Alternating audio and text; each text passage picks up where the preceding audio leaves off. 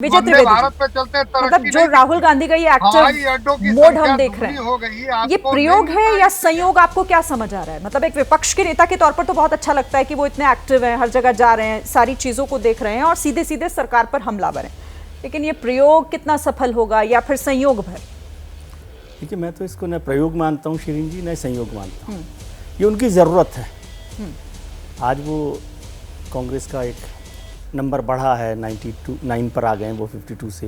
दूसरा, विपक्ष के नेता बन गए हैं राहुल गांधी जी, जो लगातार कर रहे थे। और भारतीय जनता पार्टी और तमाम लोग उनको, जब वो पहले काम करते थे या जाते थे तो लोग पॉलिटिकल टूरिज्म की बात किया करते थे। और बहुत बार वो ऐसा होता भी था कि वो कभी चले गए, कहीं चले गए, फिर कहीं नहीं गए। भारत यात्रा में चल रहे हैं, भारत जोड़ो यात्रा में चल रहे हैं, लेकिन गुजरात में चुनाव होते हैं तो वहाँ नहीं जाते हैं, है ना। 2017 में चुनाव हुए, उसके बाद वो भूल गए। तो ऐसी बातें होती थी। लेकिन अब वो आप देखेंगे कि इस इलेक्शन से पहले, जब से इंडिया गठबंधन बना, तब से लेकर अब तक वो एक कंसिस्टेंसी के साथ काम कर रहे हैं। दूसरा, 2024 के चुनाव जीतने और उसके बाद विपक्ष के नेता बनने के बाद आमतौर पर हम पिछले यदि इतिहास देखें तो ये होता था कि वो छुट्टियों पर चले जाते थे, कहीं बाहर चले गए, आ गए, जिसका चर्चा बार बार हो रही है। लेकिन अब वो लगातार काम पर लगे हुए हैं। तो अब एक तो उनको पॉलिटिकल टूरिज्म मत कहिए, ये उनकी ज़रूरत भी है, बिल्कुल ज़रूरत भी है, क्योंकि अब वो एलओपी के तौर पर काम कर रहे हैं। तो बेहतर है कि वो सरकार पर हमलावर रहें और वो सीधे प्रधानमंत्री पर हमलावर रहते हैं। मसला कोई भी हो, वो प्रधानमंत्री तक पहुंच जाते हैं। तो ये उनकी राजनीतिक ज़रूरत भी है। और राजनेताओं का तो क्या कि सब अपने अपने हिसाब से बात करते हैं। मुन्ना साहब बात कर रहे थे, एजी, ओजी, 2G सबकी। उनको याद होगा कि वो पासवान साहब तो कब किस सरकार में रहे हैं। बिल्कुल ठीक है। और मनोज काका साहब ने बड़ी खूबसूरती से बात की बाबाओं की, लेकिन सूरजपाल जी की बात नहीं की। बाबा जी की बात नहीं की, भाई अरेस्ट करना चाहिए कि नहीं करना चाहिए। निशांत रावल जी ने भी बात नहीं की। राहुल गांधी जी लोगों से मुआवजा तो बात कर रहा हूं, कोई भी बाबा हो, अगर वो पाखंड ठीक के है, आधार पर कोई बात लोगों को नहीं। बेवकूफ बनाने का मनोज जी काम सुन कर रहा लीजिए, है, तो भैया उसके खिलाफ कड़ी से कड़ी कार्रवाई होनी चाहिए। लेकिन ये जिम्मेदारी सरकार की है। बहुत ठीक है, अच्छी ठीक बात है। है। जिम्मेदारी तो सरकार की है ही। और हर बार तो राजनेता जो है अपने अपने हिसाब से, अपने अपने वक्त के हिसाब से, सुविधा के हिसाब से बात करते हैं। सिद्धार्थ जी भी जो बात कर रहे हैं वो भी ठीक है। लेकिन मसला ये है कि क्या राहुल गांधी को से आपत्ति क्या है, मुझे ये नहीं समझ आ रहा है। यदि वो हाथरस जाते हैं या मुख्यमंत्री जी को चिट्ठी लिखते हैं या लोको शेड में जा रहे हैं, तो इसमें क्या परेशानी है। लेकिन वो कुछ बातें ऐसी करते हैं जिनका तथ्यों से थोड़ा सा अलग हो, जैसे लोकसभा में हुआ। हाँ। तो उसको ध्यान रखने की जरूरत है और उस पर कैसे काम कर रहे हैं। लेकिन वो मुद्दे उठा रहे हैं और सरकार के खिलाफ मुद्दे उठाना मेरे ख्याल से विपक्ष के नेता की जिम्मेदारी है। इसलिए मैं ना इसको प्रयोग मानता ना संयोग मानता। ठीक है, मतलब आप कह रहे हैं कि वो अपना काम कर रहे हैं। जी ठीक है, चलिए अब इस पर एक एक करके जवाब ले लूं। सिद्धार्थ जी इसी का जवाब दे दीजिएगा। भाई अगर राहुल गांधी, एक सेकंड पहले, एक सेकंड आ रही हूं मैं सिद्धार्थ जी के पहले एक जवाब ले लूं इस पर, फिर आती हूं आप लोगों के पास भी। कि अगर राहुल गांधी इन तमाम मुद्दों को उठा भी रहे हैं, अगर वो हाथरस जाते हैं, लोगों से मिल रहे हैं और कह रहे हैं कि भाई आप लोगों ने मुआवजा कम दिया है, जरूरत और है मदद की, तो दिक्कत क्या है इसमें? इसमें तो कोई आपत्ति नहीं होनी चाहिए।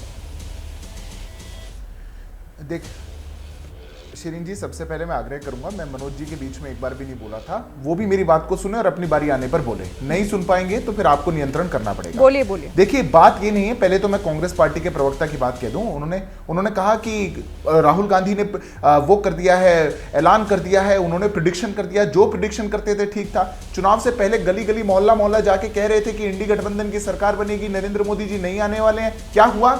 देश की जनता ने तीसरी बार हमारी सरकार दी थी। इसलिए आप अपने प्रेडिक्शंस अपने पास रखिए। एलओपी बने हैं आप, आपकी जिम्मेदारी के एक पद पर आए हैं, आप देश के मुद्दे उठाइए, बहुत अच्छी बात है। पर मुद्दे उठाने का आधार झूठ नहीं हो सकता। अगर देश में प्रतिपक्ष का नेता इतना गैर जिम्मेदार हो जाए कि वो खड़ा होकर के सदन में किसी शहीद परिवार पर लेकर, शहीद अग्निवीर को लेकर के झूठ बोले, पैसे को लेकर के झूठ बोले, वो ये कहने लग जाए कि देश का सैनिक तो वो श्रमिक है जिसको इस्तेमाल करो और फेंको, क्या ये लीडर ऑफ ऑपोजिशन की भूमिका है? ये है राहुल गांधी। और राहुल गांधी के लिए नई बात नहीं है। राहुल गांधी आज से पहले जितनी बातें उठाते आए वो सब झूठ के आधार पर थी। मैं कुछ बातों का आपको उदाहरण देता हूं। Rafale, GST, CAA, Pegasus, PMLA, UAPA, PM cares, article 370, नई संसद, ये सब वो मुद्दे हैं जिस पर राहुल गांधी ने झूठ बोला और सुप्रीम कोर्ट तक गए और वहां से हार करके आए। ये ऐसे नहीं है जो सड़क मोहल्लों पर डिसाइड हुए थे। देश की सर्वोच्च अदालत ने कहा कि आपने झूठ बोला और उसके बाद जाकर के वो माफी मांग लेते हैं। अब शहजादे होंगे वो अपनी पार्टी के होंगे, पर अगर देश में प्रतिपक्ष के नेता हैं तो उनको अपनी जिम्मेदारी को समझना चाहिए। उस जिम्मेदारी का वो निर्वहन करेंगे, किसी को कोई समस्या नहीं होगी। पर बार बार झूठ बोलना, जाकर के जवाब मैं निशांत रावल से लूंगी। वो अपने राजनीतिक उल्लू को सीधा करना, भगवान ये शिव की गलत है। तस्वीर लेकर अब मैं बैठे इकोनॉमी हुए, पे लेकिन जरूर बात कर, हाथरस और मणिपुर पर तो कोई झूठ नहीं है ना। इस पर तो आप नहीं कहेंगे ना कि हाथरस हो चाहे मणिपुर हो, इसमें कोई झूठ बोला गया। मैं 10 सेकंड उस पर पूरा कर दूं शिरीन जी।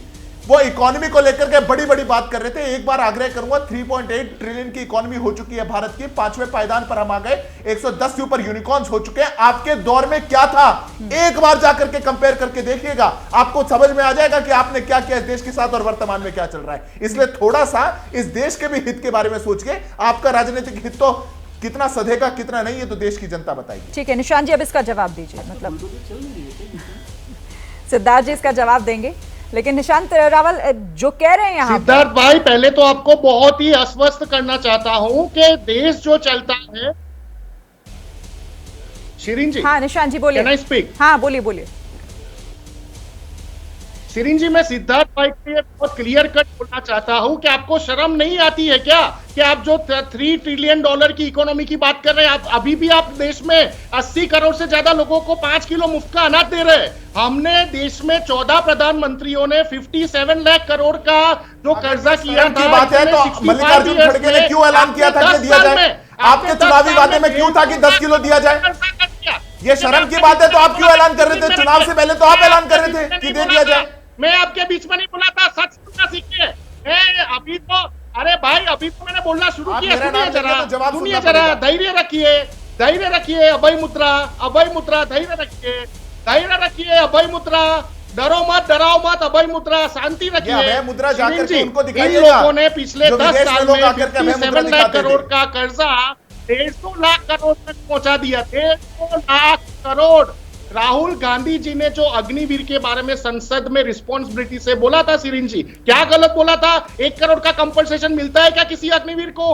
राहुल गांधी जी ने उसके दूसरे दिन अग्निवीर जो हमारे शहीद हुए, उनके पिताजी का वीडियो रिलीज किया। उनके पिताजी ने स्पष्ट शब्दों में बोला केंद्र सरकार से उनको कोई मुआवजा नहीं मिला। और यहाँ पे बैठे सिद्धार्थ भाई जो प्रवक्ता है वो बता दे बीजेपी वाले कि 1 करोड़ का कंपनसेशन का कैलकुलेशन कैसा होता है। मेरा मैथ्स पावरफुल है। और रवा सहाल ये एलजेपी वाले, तो ये एलजेपी वाले तो उनकी फितरत पता है, जो सरकार में होता है उनके साथ चले जाते हैं। उनकी विश्वसनीयता तो जीरो है। भारत 5 सीट अपने नसीब से जीत के आए, अपने नसीब से 5 सीटें जीत के आए, इससे देश तो चलता नहीं। इन्होंने बोला मोदी जी चले गए, सिर्फ बयानबाजी करते मोदी जी। अरे भाई मोदी जी बिल्कुल चले गए। Modi brand does not exist in India anymore. आप लोग नीतीश नायडू डिपेंडेंट अलायंस हो चुके हो। ये सरकार कभी भी गिर सकती है।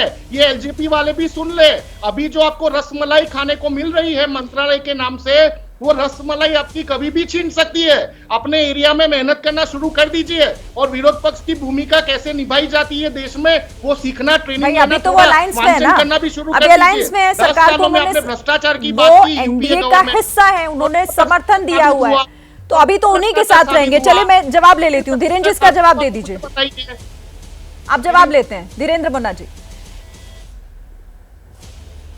देखिए, कांग्रेस के प्रवक्ता को शिरीन जी पता नहीं है। हमारे नेता आदरणीय रामविलास पासवान जी दोनों जगह में अगर मंत्री रहे हैं तो भ्रष्टाचार का कोई आरोप नहीं लगा है।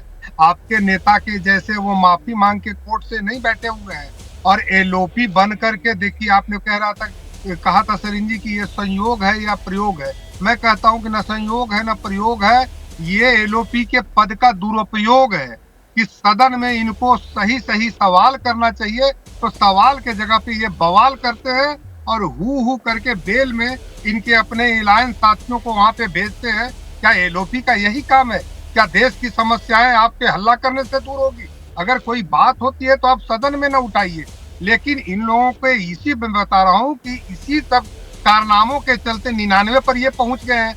और रही सही ये लोग 200 की संख्या आ गए तो लगता है कि हर उल्टे काम करने का फायदा हो मिलेगा। लेकिन मैं बता देता हूँ कि इस बार गलती से एलओपी बने हैं और हम लोगों की सावधानी ऐसी है तो देश के लिए ये दुर्घटना घटी है। अब हम लोगों को ये भी जनता का ही फैसला था। जिस तरीके से आप सरकार में बैठे उसी तरीके से वो विपक्ष में बैठे हो। सारा फैसला जनता का है, तो इस पर किसी की कोई गलती नहीं है। ठीक है,